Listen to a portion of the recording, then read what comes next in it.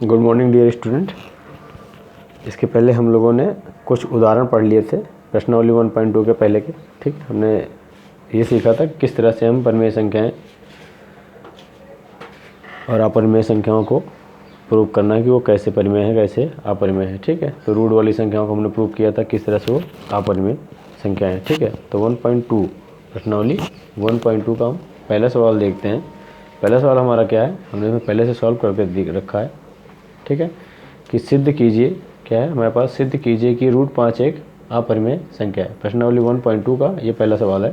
प्रश्नावली 1.2 NCERT book जो 2024-25 में जो नई बुक चल रही है उसमें ये पहला सवाल है 1.2 का।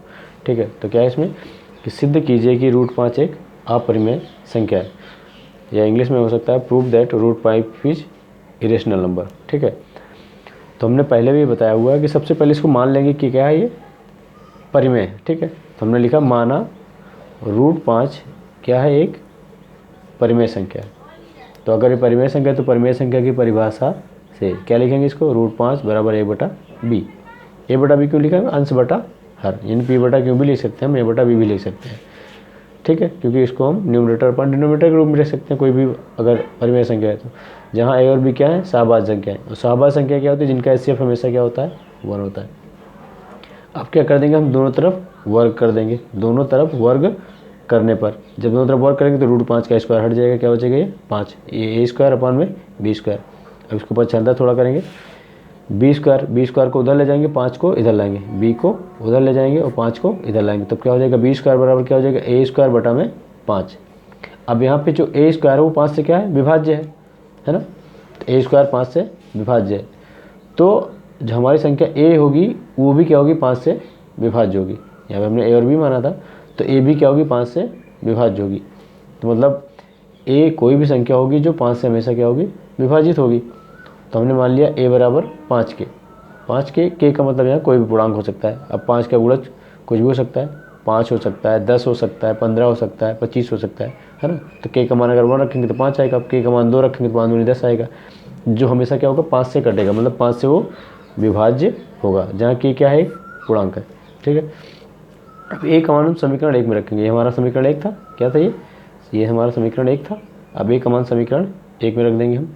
ठीक है, जब a का मान समीकरण 1 में रखेंगे तो b स्क्वायर बराबर क्या आ जाएगा, 5k स्क्वायर बटा में 5। यहाँ से b स्क्वायर बराबर क्या हो जाएगा, 25k स्क्वायर बटा में 5। 5 से काट देंगे, 5 का 5, 5 25।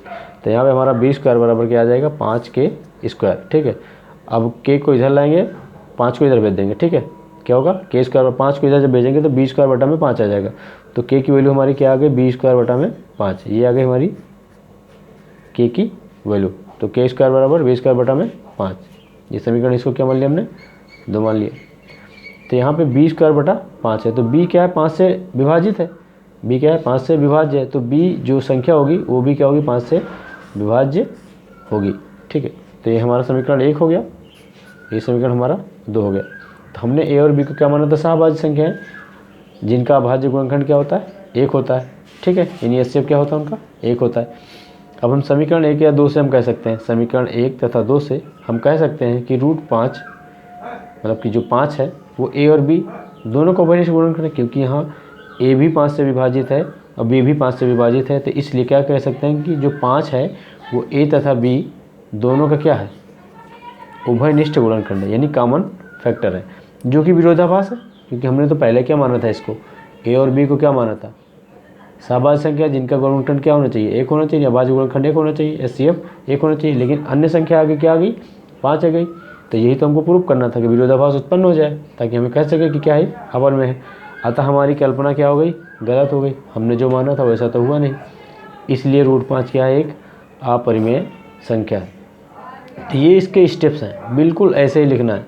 अब चाहे वो रूट 2 को लिया जाए, चाहे रूट 3 के लिए आ जाए, चाहे रूट 7 के लिए आ जाए, चाहे रूट 11 के लिए आ जाए, चाहे रूट 13 के लिए आ जाए, रूट 17 के लिए आ जाए। ठीक है, अब अगर रूट 2 होगा तो यहाँ पे हर जगह पे क्या रखेंगे, 2 रख देंगे। अगर 3 होगा तो 3 रख देंगे हर जगह पे, 7 है तो 7 रखेंगे, 11 है तो 11 रखेंगे। इस तरह से पूरा स्टेप हम लिखेंगे। तो यहाँ से अगर पूरा स्टेप लिखते हैं और ये बातें इधर की जो हमने लिखी है इनको आप लिखेंगे तो आपके नंबर बिल्कुल कटेंगे नहीं। ठीक है, कुछ लोग क्या करते हैं, डायरेक्ट इधर की बातें लिखते चले जाते हैं और फिर यहाँ पे नीचे भी कुछ नहीं लिखते हैं तो उनके पूरे के पूरे नंबर कट जाते हैं। उनको अगर 3 नंबर या 4 नंबर का क्वेश्चन आता है तो उनको 1 नंबर मिलते हैं। फिर बाद में कहते हैं हमने तो पूरा क्वेश्चन किया, फिर भी उनको नंबर नहीं मिलते हैं। अब दूसरा क्वेश्चन देखते हैं। दूसरा क्वेश्चन हमारा, सिद्ध कीजिए कि 3 + √2 क्या है, अपरिमेय संख्या है। 3 + √2 क्या है, एक अपरिमेय संख्या है। जैसे हम इसमें किए थे ये वाले क्वेश्चन में, वैसे ही इसमें भी करेंगे। ठीक है, माना 3 + 2√5 क्या है, एक परिमेय संख्या। हमने मान लिया क्या है, परिमेय संख्या है। तो परिमेय संख्या की परिभाषा से क्या कर सकते हैं, इसको हम a/b के रूप में लिख सकते हैं। तो 3 + 2√5 = क्या लिखा हमने, a/b, है ना, a/b। तो a और b क्या है, साबाद संख्या है, जिनका HCF क्या होगा, हमेशा जिनका HCF क्या होगा, 1 होगा। तो हमने 3 को उधर भेज दिया, पक्षांतर किया, 3 को उधर भेजा तो a/b, ये 3 इधर प्लस में था, इधर आया तो माइनस में हो गया। इधर क्या बचा, 2√5। अब 2 को उधर भेज दिया तो 2 इधर मल्टीप्लाई में है, मतलब गुणे में, उधर जाके बटे में हो जाएगा। तो √5 बराबर 1/2 a/b हो गया, माइनस का 3, ये बटे में आ गया। तो √5 बराबर a - 3b, अब हमने इसका लासा ले लिया, b - 3 हो गया, a - 3b बटा में 2b। ठीक है, तो ये हमारे पास √5 बराबर क्या आ गया, a - 3b बटा में 2।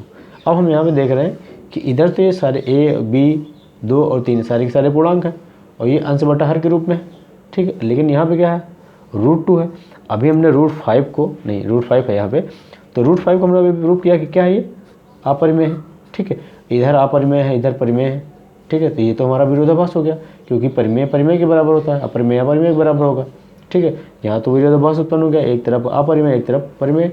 तो हमारी जो कल्पना थी वो तो गलत हो गई। तो लिखेंगे √5, ये क्या है, √5 एक परिमेय संख्या है इस हिसाब से तो।